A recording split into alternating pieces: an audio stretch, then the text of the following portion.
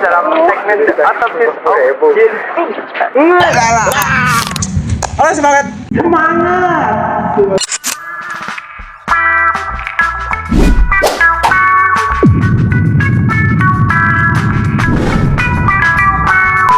Gen Z. Kita akan mendalami atau sedikit menelaah tentang apapun itu faktor yang terjadi, baik kenakalan, perilaku sosial, sifat, sikap, dan temuan-temuan apapun di lapangan yang kita ketahui dan realitanya seperti apa, khususnya di Gen Z, bersama teman gue. Kenalan dong. Karena ini kan di-cut di Zoom bangsa. Halo semuanya. Perkenalkan nama gue Novel Fauzan. Ya, Lip, lanjut lagi. Udah gitu doang. Ya kan perkenalan, maksud. Dimulai dari kondisi yang kita alami saat ini. Menurut Mas Dava, gimana sih kayak definisi Gen Z yang ada di otak Mas Dava itu kayak apa gitu? Apa ya? Gen Z itu kebanyakan nih ya. Antara dari pengalaman pribadi dan yang lain-lain Ya. saya lihat. Pertama anaknya kayak apa ya? Males gak sih? Oh iya. Males. Rebahan, besok deh, besok. Ditunda-tunda gitu. Tuh, tanda-tanda gitu. Itu tuh. Itu relate, tapi kira-kira kenapa? itu kenapa tuh? Kenapa bisa jadi kayak males-malesan atau ntar aja lah ya gitu. Ya, mungkin karena dia ngerasa kayak ada hari besok nih, aman aja gitu kan. Oh, ada faktor pengaruh lain gak sih biar kayak kan tadi contoh salah satu faktornya itu adalah kayak oh ya udah masih ada hari besok gitu kita skoy aja kali gitu. Tapi ada faktor lainnya kira-kira yang kenapa sih bisa membentuk orang yang kayak gitu dari apanya? Karena dia tidak dilatih disiplin dari kecilnya. Dan biasanya nih dari faktor lingkungan juga. Yes. Contoh orang tuanya kayak, oh Dede gini-gini, terlalu dimanja lah. Oh orang tua nih Santai-santai. treatmentnya. Betul. Oke. Ada lagi gak kira-kira? Lagi ya, selain dari pemalas segala macamnya gitu. Mungkin karena Gua kerja nih, Lip. di tempat kerja gue tuh kebanyakan ya kayak, aduh, males deh. Terus misalkan nih kena stuck dikit,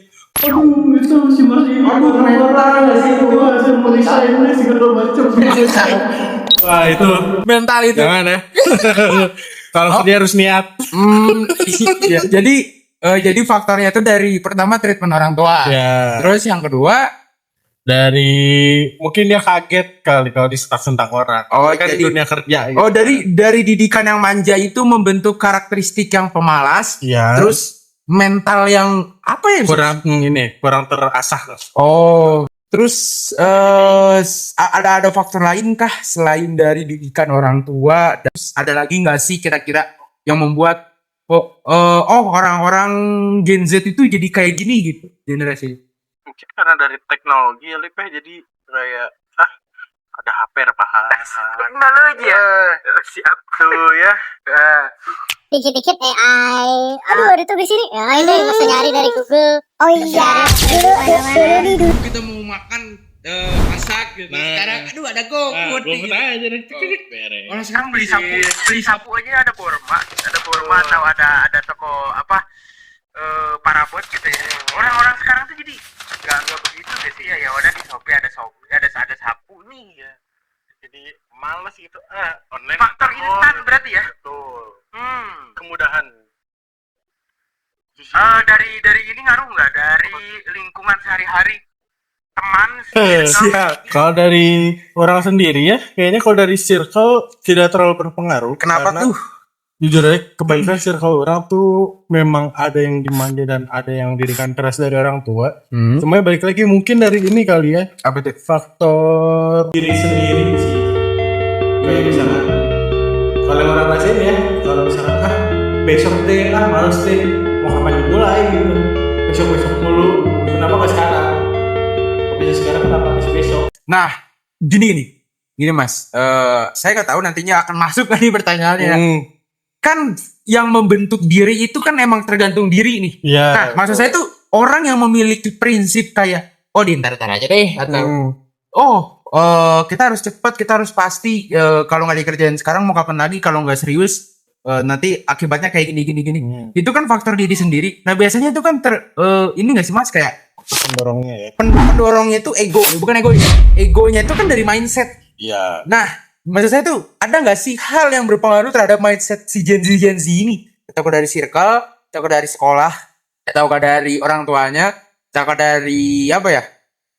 Sosial media, maybe bukan teknologi, Iya. tapi kayak konten-konten gitu yang mempengaruhi orang tuh kayak kayak hidup tuh harus hedon, harus mewah, serba gampang, bisa ditantar dan kayaknya banyak banget gak sih? Apa dari mana gitu kira-kira? Tapi kayaknya yang kelihatan banget ya dari didikan orang tua sih sama circle-mu. Ketemu orang tuanya Gen Z lagi. Usia 20 udah nikah tuh. Yang punya anak, ya udah ada gua rewel YouTube Kids gitu kan. Jangan dianggap baik buat anak kalian. Kayak lu tahu bubur bayi yang instan nih. Iya. Instan tinggal seduh. Itu dulu gue tuh kalau kecil bikin orang tua tuh gue tuh bikin literally dia punya resep dan racikannya. Iya. Jadi sekarang itu kayak gampang banget gak sih gitu. Seduh beres. Iya dan kan kita nggak tahu kandungannya apa walaupun di situ ada komposisi atau kayak emang itu sehat kan produksinya itu di pabrik gitu. Dari Mas Daupa sendiri pemalas nih. Ini baru satu itu. Iya. Nah, apalagi nih kalau yang terbayang di otak Mas Daupa tentang Gen Z atau definisikan ya gitulah yang terlihat sehari-hari. Jadi lebih fokus ke udah kalau misalkan dia tidak searah sejalan ya udah bodo amat tinggalin aja. Gak mau Kalau udah nggak sejalan, ayo kita jalan-jalan. Nah, betul Oke. gitu. Jadi Gini. Kan mungkin tapi Mas Dapa maksudnya Gen Z nggak sih? Kelahiran berapa? oh ya, gua kelahiran 2005 ya. Jadi masih bilang Gen Z lah ya. Masih dong. Masih tapi nggak. Masih ya. Justru gue yang 2003. Justru gue yang 2003. Waduh, apa tuh boomer? Enggak gitu dong, enggak sepurba itu. Oh, enggak. Tapi enggak yang kayak ngerti enggak sih lu kayak enggak yang gue tuh justru kebalikannya lebih ke kekanak-kanakan atau remaja ebal. Oh iya. Remaja ebal jadi justru lu yang lahiran 2005 gue melihat dari POV gue kan kayak mungkin menonton nggak tahu tapi ya lebih dewasa lebih tua. Faktor itu kenapa sih Mas? Karena tuntutan keluarga kah atau memang finansial kah atau apa sih gitu yang membuat lu ya nggak kekanak-kanakan? Kalau dari orang sendiri ya, Iya, karena orang tuh basicnya anak yatim. Jadi basicnya anak yatim. Standar tuh ya itu intinya. Bapaknya Iya.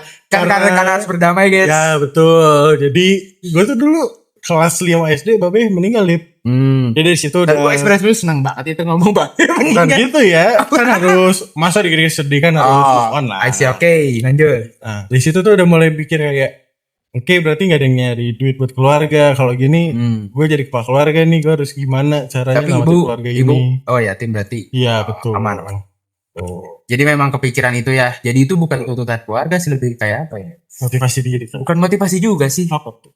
Karena kebutuhan. Iya mungkin sih. ya. Jadi Kebutuhan sih. berangkat mimpi dari kebutuhan. Gitu. Betul. Dan mau nggak mau kan yang jadi tulang punggung di keluarga itu jadinya elu gitu. Iya sih. Karena sosok seorang bapaknya sudah mungkin tidak ada. Ya. Gitu. Sudah menyatu dengan ya apa namanya? Jadi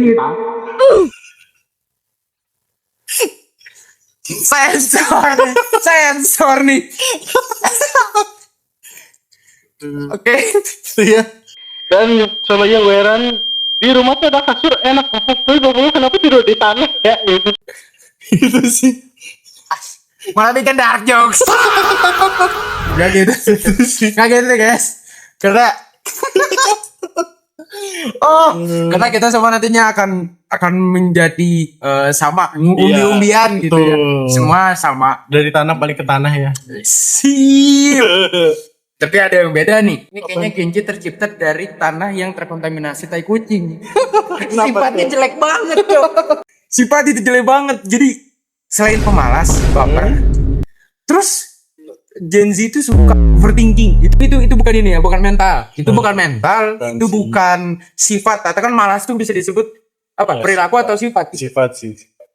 Kalau overthinking, dia suka terlalu over untuk maybe mikirin masa depan, apalagi kalau emang si atmosfernya mendukung untuk sad vibes kayak minim lampu, sendiri, sepi, apalagi kalau sambil nyebat gitu kan ya, itu gua banget sih. Tapi gue nanya aja gitu, dengan kondisi seperti itu, apalagi di doping oleh playlist Spotify, itu kenapa suka overthinking, mikirin hal yang belum pasti atau ya gitulah yang nggak pasti gitu. Nah betul. Masalah overthinking ya. Jadi kayaknya kalau gue sendiri jarang overthinking sih, lebih kayak buat apa mikirin sesuatu daripada mikirin, mending lakuin sesuatu. Itu kan termasuk ego lu, kayak ya itu menurut Iya lu sih, karena lu nggak ngerasain. wow. Tapi lu punya pengamatan nggak atau punya pendapat atau respons mengenai yang overthinking gitu, yang orang pemikiran yang belum juga datang gitu? Kayak ketakutan berlebih kali ya. Iya. Kenapa tuh? Kenapa ya? Jadi kalau overthinking gue kurang tahu sih, Li. Soalnya emang jarang overthinking. Jadi gitu sih. jadi nggak tahu ya tentang orang itu yang kayak ngebut jadi telunjuk sama mikir, aduh, Jadi kira-kira enak banget ya jadi CEO ya, karena kebanyakan nonton drama Cina. punya rumah di sini enak nih. Gitu. Gua tuh tadi itu. Wah, kalau misalkan gitu kan, gue punya istri 2 enak nih. Gitu.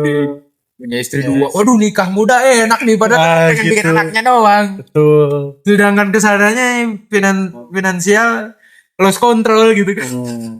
Jadi kalau gue sendiri nih ya, lebih ke daripada ngelamun mikirin sesuatu, mending kerja sih.